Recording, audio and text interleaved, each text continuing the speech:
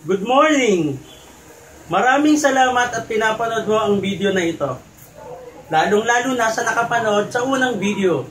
Maraming salamat at gusto mong makita kung ano ang gusto mong pag-usapan natin ngayon. Ako nga pala si Albert Panganiban Embodo, ang iyong Kuya Al online. Pag-usapan natin ang life cycle. Naniniwala ka ba na ang mundo ay merong life cycle? Oo naman. Dahil kung walang life cycle ang mundo, hindi magiging balance ito. So kaya balance ang ikot ng mundo dahil sa life cycle. So isa sa pinagdadaanan ng life cycle ay ang study.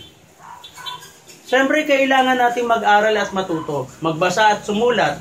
Dahil mahirap naman kung mabubuhay ka sa mundong ibabaw na isa ka lang mangmang. So kailangan natin mag-aral. Ano man ang iyong pag-aaralan, ano man ang iyong gustong naisin na matutunan, so darating ang oras, ikaw ay gagraduate. Siyempre, pag naka-graduate ka na, ano ba naman ang susunod mong gagawin? So, maghahanap ka ng work. Kaibigan, ito ang isa sa pinaka-importante na dinadaanan sa life cycle. Dahil ito, tandaan mo, merong hindi nakapag-aral, hindi nakagraduate, pero nagkatrabaho. So, may work. So, kahit na anong sipag mo, ikaw naman may trabaho. Darating ang oras, naging regular ka, tumagay ka sa business mo, darating ang oras, ikaw ay magre-retire. Ayaw mo man mag-retire, no choice ka. Dahil sisipain ka ng company mo at papalitan ka ng mas bata sa'yo. So pag-retire mo, may pera ka bang makukuha? Siyempre meron. Pero kung perang makukuha at yung perang makukuha mo, iisipin mo ngayon kung paano mo siya palalaguin. Siyempre dahil iisipin mo kung paano palalaguin, mag-iisip ka ng isang magandang negosyo. Dahil yung perang iniisip mo, pag-aaralan mo kung saan mo gagawin sa negosyo, so pag-usapan natin ang negosyo. Ang negosyo, meron tinatawag na traditional business, franchising business, at modern business. Kaibigan, dito sa traditional business, ito ay tinatawag yung magbibuild ka ng business, pero napakalaking puhunan at napakataas ng risk. Dahil ikaw yung mag-iisip ng sistema, ikaw yung mga mag-aano ng kapital mo, so kung ano mang business ang isipin mo, so may gagastos ka ng malaki rito at napakataas pa ng risk. Pero sa franchising business, ito ay yung bibili ka lang ng isang negosyo na may sistema na, pero mataas pa rin ang kapital, ngunit mababa ang risk. Dahil maghahanap ka na lang isang sistema, maghahanap ka na lang ng isang pesto, ilalagay mo siya doon at pwede mo na siyang patakbuhin. Pero meron pang isang business, kaibigan, na modern business, ito yung tinatawag na mag-join ka lang. So mag-join ka, may libreng training siya, may libreng seminar siya, kaibigan, napakababa ng kapital at ang baba ng risk. Bakit ba negosyo ang pinag-uusapan natin? Dahil gusto nating makamit ang ating mga pangarap. So kaibigan, pangarap. May tatlong klase ng pagagalingan ng iyong pangarap. Kung ikaw man ay empleyado, dapat tungo sa iyong pangarap. Kung ikaw man ay businessman at ikaw ay networking. Dahil dito sa pagiging empleyado, para makamit mo ang iyong pangarap, para kang naglalakad. So patungo sa iyong pangarap. Pero kung ikaw naman ay negosyante ngayon sa business, nagbi-business ka naman, traditional business, ikaw ay para kang nag-drive patungo sa iyong mga pangarap. So, pero dito sa isang modern business, ang sinasabi ko sa inyo, networking, ito ay para kang lumilipad patungo sa iyong pangarap. Para dito sa pangarap mo, ito yung magiging way mo. Pagiging empleyado, businessman at networking, ito ang magiging way mo lang papunta dito sa iyong pangarap. So sa tingin mo sa pangarap mo, alin ba rito ang pinakamahal ang kapital? So mga kapital ka para matupad ang pangarap. Kung sinasabi mo sa akin, kung ang sinasabi mo ngayon ay ang businessman ang may pinakamataas na kapital patungo sa iyong pangarap, tama ka kaibigan. Ang pinakamababa naman ay ang networking. So, pero sabihin ko sa iyo kaibigan, hindi ang pagiging businessman ang pinakamahal ng kapital patungo sa iyong pangarap. Ang pinakamahal ay pagiging empleyado. Bakit? Dahil 14 years ka nag-aral, elementary, high school, college. So, Di ba napakamahal ng mga course ngayon, mahal ng tuition fee, tapos yung baon mo, pamasahe mo everyday. So kaya ang pinakamahal na patungo sa pangarap ay pagiging empleyado, kaibigan. Noon pa natin naririnig na pag nakatapos ka ng pag-aaral, malayo ang mararating mo. Pero sa daming nakatapos hanggang ngayon ay nakasandal pa rin sa kanilang mga magulang. I-analyze mo, kaibigan. Totoo na hindi lahat ng sumubok sa networking ay nag-success. Dahil hindi naman lahat ng nagnegosyo kumita eh. At hindi rin lahat ng nakapag-aral ay nakapagtapos. So kung ano pala yung nangyayari dito, nangyayari din dito. So normal lang pala, kung ano yung nangyayari sa isa, nangyayari din.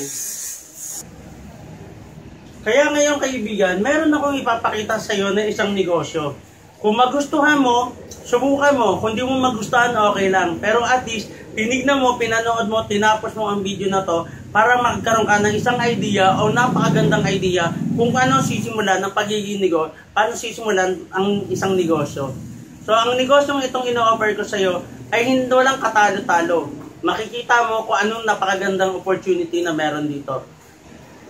Dahil di ba, kaibigan, pag nagnegosyo ka at namuhunan ka, iniisip mo agad ay yung ROI, yung return of investment. Natural, kasi maglalabas ka ng pera eh. So, kailangan isipin mo agad yung balik sa'yo. Kailangan isipin mo agad paano mo agad mababawi yung pinuhunan mo sa negosyo. Ito yung napakaganda, kaibigan. Napakamaliit na kapital at napakababa ng risk dahil ito yung sinasabi ko sa yung negosyo, kaibigan, na susundan mo na lang yung sistema ng mga tao nag-success dito. Ito yung mga ROI na matatanggap mo, kaibigan, na once na ikaw ay sumubok sa ganitong negosyo. So, una, magkakaroon ka ng product. Yung product na matatanggap mo ngayon ay worth 7,000 pesos. So, doon pa lang, kaibigan, napakalaking bagay na meron kang product na matatanggap. Pangalawa, kaibigan, magkakaroon ka ng lifetime discount, 25 to 50% discount. So, bibigay sa iyo ng company. Tapos, makakatanggap ka pa ng insurance, 200,000 personal accident insurance. So, sa panahon ngayon, hindi na tayo sigurado. Sa panahon ngayon, kahit saan ka mapunta, mapapansin mo, may mga taong na-aksidente. At least dito, ano man mangyari sa'yo, hindi na mag-aalala yung pamilya mo kung saan pa kukuha ng panggagasto. Dahil maliit na mahalaga, meron ka agad na insurance. 200,000 personal accident insurance. Meron din naman 50,000 para sa unprovoked murder. So sa unprovoked murder, kunwari ikaw, meron ka, mapala kaibigan kang tao, tapos nag-away, umawat ka, pero ikaw yung napatay. So makakatanggap ang pamilya mo ng 50,000. Kaya meron pang 10,000 medical reimbursement. Kunwari, nakagat ka ng aso o ng pusa, tapos nagpa-doktor ka. Gumastos ka, kaibigan. Papakita mo lang sa company yung resibo na ginastos mo. Kung magkano yung na-receive mo, nagastos mo, kunwari mga 5,000, so 5,000 yung marerefund mo. So kaibigan, hanggang 10,000 lang. Yung sa sobra dito, ikaw na yung sasagot. Kaya kaibigan, kung nakagat ka, napag-reimburse ka ng 5,000, so ang gawin mo para makuha mo yung 10,000, pakagat ka uli sa kabila. So yun ang gagawin mo para mga reach mo, yung 10,000 ta medical assistance. So, meron din tong 10,000 na burial assistance. Aside doon, meron pa tayong pang-apat, yung pre-medical check-up. Pre-medical check-up na worth 2,000. Tapos meron pa, magkakaroon ka pa ng DTC. Dito sa DTC, ito lahat ng data mo sa kung paano patakbuhin yung negosyo, yung mga kinikita mo, lahat ng mga grupo mo na bumibili ng product, kaibigan, dito mo makikita sa DTC. Aside doon, meron pa tayong ATM at ID. Ayun yung pinaka-ID natin. Dahil nga ito ay business, kailangan meron ka yung incentive mo, dito mo withdraw. Kada magkukuha ka ng mga kikitain mo, dito mo agad i-withdraw.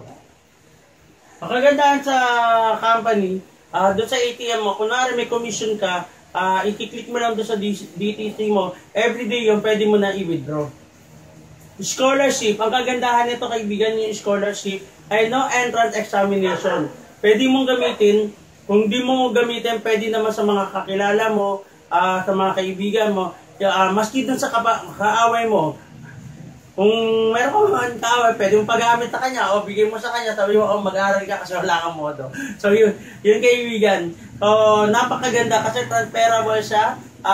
Hindi lang isang taong magamit, pwede mo matapos siya magamit hanggang 4 years. So, tapos, meron tayong business kit, kaibigan. Yung business, dahil nga business ito, negosyo ang pinag-uusapan natin, so mas maganda yung meron kang business kit na pinapakita sa yung mga customer. So, kaibigan, kaya na sinabi ko, etong negosyo na to, meron tayong product, may kakatanggap pa ng product ng 7,000, meron tayong 25% discount, meron kang insurance, meron kang free medical check-up, meron kang DTC, meron kang ATM, meron kang scholarship at business kit. So, ito kaibigan, nagkakahalaga na 7,980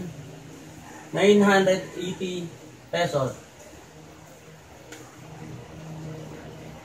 O kaibigan, alam ko na iniisip mo na malaki ang 7,980. Pero buksan mo ang iyong isip, kaibigan. Ang pinag-uusapan natin dito ay negosyo.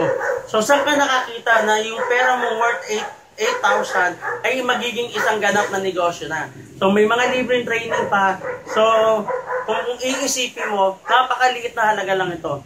Ang cellphone mo, napakamahal. Ang ginagastos mo minsan sa birthday mo, napakamahal. So, pero ito, negosyo ang pinag-uusapan natin, kaibigan. Kaya huwag mong panghirayangan, kaibigan, dahil makikita mo kung magkano at paano ang kitaan dito.